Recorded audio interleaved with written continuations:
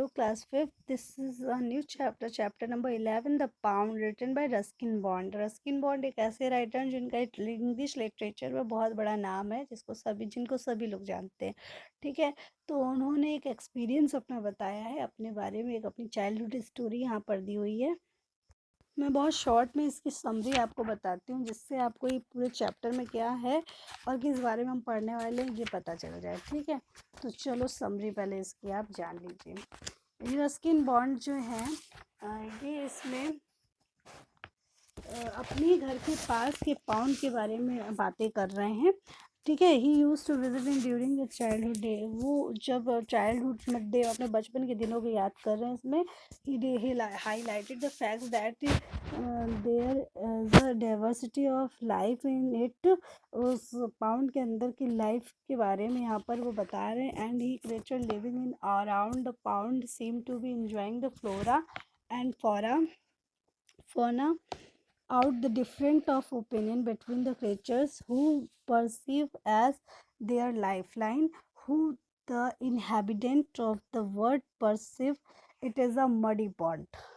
Muddy pond मतलब कहने का ये है कि रस्किन बॉन्ड बता रहे हैं कि जो क्रीचर्स हैं जो कि पॉन्ड के अंदर रहते हैं उनके लिए वही पूरा होल वर्ल्ड है। पाउंड ही उनका पूरा वर्ल्ड है, पूरी दुनिया है। वो उसके बाहर की दुनिया नहीं जानते।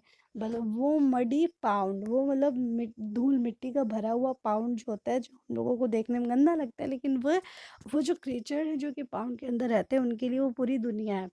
ठीक है, ये पूरी कहानी पाउंड के पास की है, जहाँ ऑथर मतलब अपने कुछ मेमोरेबल मोमेंट्स बता रहे हैं, यादगार मोमेंट्स बता रहे हैं जब वो he move toward the urban life की तरफ उन्होंने मूव किया। इसमें the pond in itself was just a water body, but apart from that it soon became a place full of life survived in it. ठीक है, वैसे तो pound एक वाटर बॉडी है, लेकिन यहाँ पर ये दिखा रहा है कि उसमें पूरी पूरी लाइफ है। अ, इसके अंदर क्या लाइफ है। The author got the know about the aquatic plants and animals which were independent on each other and survived in it. Author यहाँ पर ये बता रहे हैं एक्वेटिक प्लांट या एनिमल्स, एक्वेटिक मतलब जो पानी में रहते हैं, और वो एक दूसरे पे किस किस तरीके से निर्भर हैं, कैसे सरवाइव कर रहे हैं, इस चीज़ों के बारे में इस चैप्टर में बात हो रही है। The best part of the adventures journey to the pond was he got a friend named Ramu.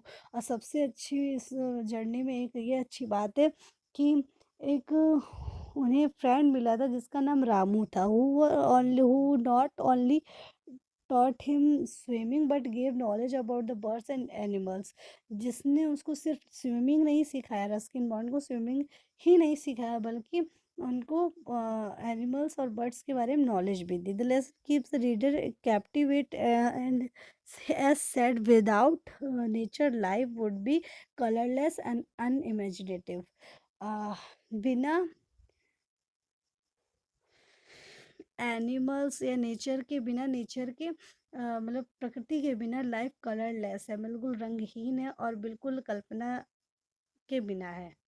ठीक है, तो यहाँ पर ये पूरी बात कही गई है। तो ये ग्रैंडफादर के साथ जाते थे, पाउंड के पास बैठे तो ग्रैंडफादर इनको काफ़ी कुछ बताते रहते थे उस पाउंड में। एक दिन ये बैठे हुए थे तो इनको पाउंड के अंदर से ब्लैक ब्लैक सर्कल दिखने लगा, जिससे कुछ आवाज़ आ रही थी। आवाज़ क्या की आ रही थी? टर टर टर, मतलब वो फ्रॉक था, फ्रॉक का सर था।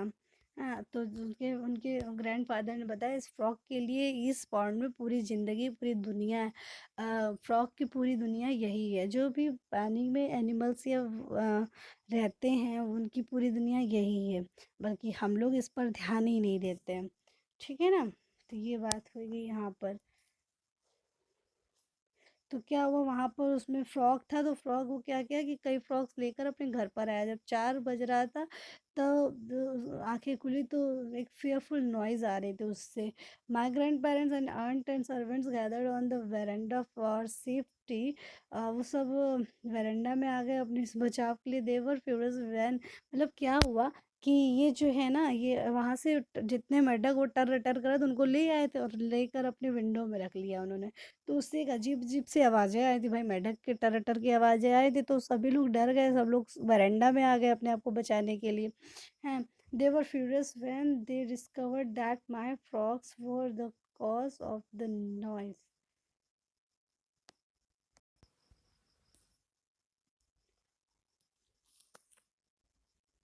ठीक है.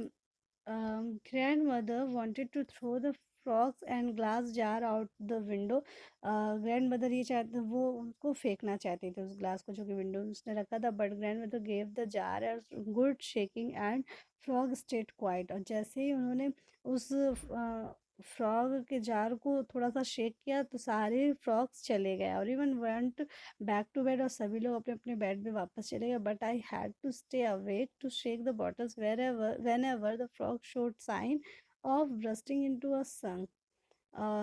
फिर लेकिन मैं ये सोचता रहा कि कैसे उन्होंने शेक किया और वो सारे फ्रॉग्स निकल गए. Before breakfast I had let them loose in the garden. मैंने सारे फ्रॉग्स को छोड़ दिया. एक दिन क्या हुआ कि मैं जा रहा था तो मुझे वहाँ पर एक बॉय मिला जिसने मुझे इनवाइट किया. किसके लिए इनवाइट किया? स्विमिंग करने के लिए. तो मैं उसमें बहुत ही डिफ़िकल्टी हो रही थी मुझे स्विमिंग करने में, तो लेकिन मेरे ग्रैंडफ़ादर को ये बिल्कुल भी पसंद नहीं आ रहा था कि मैं एक गांव के लड़के से मिसमैच हो रहा हूँ, मतलब गांव के लड़के से मेरी दोस्ती बढ़ रही है, उन्हें बिल्कुल भी पसंद नहीं था. लेकिन फिर उसने हम लोगों ने वादा किया एक दूसरे से कि उसने बोला कि तुम रोज़ इसी टाइम यहाँ पर आना तो मैं तुमको स्विमिंग सिखा दूंगा. तो मैं उसकी स्विमिंग, मतलब रस्किन बॉन्ड बता रहे स्विमिंग सीखने के लिए मैं उससे रोज़ मिलने लगा और बहुत बहुत ज़्यादा रामू और मैं टाइम स्पेंड करने लगे, जिसमें कि उसने मुझे बहुत सारी चीज़ों के बारे में बताया और सिखाया. ठीक है. कि नीलकंठ कैसे होते हैं, लॉर्ड शिवा को नीलकंठ क्यों कहा जाता है, उसने ये बताया. ठीक है. और उसने ये भी बोला कि हम दोनों के, फिर ये भी बोला कि स्क्वायरल, स्क्वायरल मतलब जो गिलहरी होती है उसकी चार पीछे उंगलियां क्यों छापी हुई, किसने छापी? कृष्ण भगवान ने छापी. हैं, उनके ऊपर डार्क जो गिलहरी के ऊपर वो रहते हैं हाथ. वैसे तो रामायण में कहानी है कि वो जब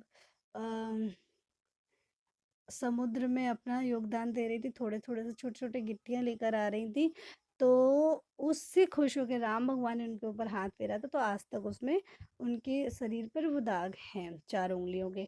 लेकिन यहाँ पर इस स्टोरी में दिखाया गया है, रस्किन बॉन्ड के द्वारा बताया गया है कि कृष्ण भगवान के, मतलब उस रामू ने बताया कि कृष्ण भगवान के को ये लोग पसंद हैं, इसलिए कृष्ण भगवान ने उनके ऊपर 4 उँगलियों की छाप छोड़ी है. ठीक है, उसके बाद उसने सारस के बारे में बताया, है ना? ऐसे करके मैंने बहुत सारी नॉलेज ली रामू से और बहुत हम लोगों ने एक दूसरे के साथ टाइम स्पेंड किया. ठीक है. No one knew our friendship except the buffalo and the frogs and Sarah's cranes who were our confidants. They had accepted as part of their own world, their muddy but comfortable pond. And when I went away, both they and Ramu must have believed that I would return again like the birds. Okay.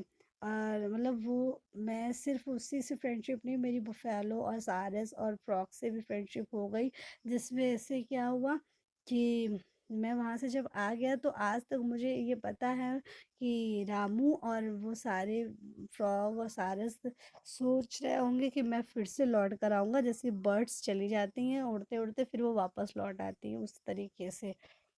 ठीक है, तो ये अभी हम लोगों ने जल्दी जल्दी शॉर्ट शॉर्ट ये पूरा एक्सप्लेनेशन ख़त्म किया है. बेटा इसके वर्ड मीनिंग्स आपको खुद करने होंगे, अपने आप से करने होंगे. वर्ड मीनिंग्स आप लिख लीजिएगा इसकी. आपका यही होमवर्क है, उसके बाद क्वेश्चन आंसर्स मैं करा रही हूँ.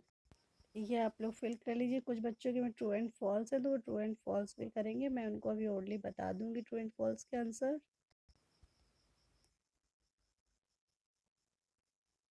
The narrator befriended Ramu who belongs to a low caste family of farmer. ठीक है, इसका ये हो गया. बच्चों चलो क्वेश्चन आंसर्स लिख लेते हैं जल्दी जल्दी. पहला क्वेश्चन लिखिए, सिर्फ क्वेश्चन लिखिए कि where was the pond pond situated, who had led the boy to pond. सिर्फ क्वेश्चन लिखिएगा, क्वेश्चन का आंसर लिख. ये ऊपर ट्रू एंड फॉल्स के आंसर्स लिखे हैं. ठीक है, जिन बच्चों के में ट्रू एंड फॉल्स है वो आंसर्स फिल कर लें. The pond was situated behind the boy's house in north India. It was grandfather who led the boy to the pond. What did grandfather mean by the above words? Above words मतलब यहाँ पर आपको क्या करना होगा, ये question आप नहीं करोगे, ठीक है, मैं आपको सब लिखना पड़ेगा। अभी आपको सिर्फ क्वेश्चन नंबर 1, क्वेश्चन नंबर 2 ऐसे करके लिखना है। व्हाट वर द ग्रैंडफादर, ये वाला क्वेश्चन नहीं करना है, ठीक है। What were the grandfather thought about the diversity of life? क्या उन्होंने बताया? ये आप लिखोगे answer. Grandfather thought about the diversity of life in the pond was that everything was so well arranged that every the creatures benefited। ठीक है, इतना लिखो। ये क्वेश्चन भी नहीं करोगे और ये क्वेश्चन भी नहीं करना है, ये करना है और ये नंबर 3 फर्स्ट करना है और थर्ड क्वेश्चन करना है बस, उसके अलावा नहीं करना। इसके बाद बेटा ये, फिर इसमें ये क्वेश्चन नहीं करना है आपको।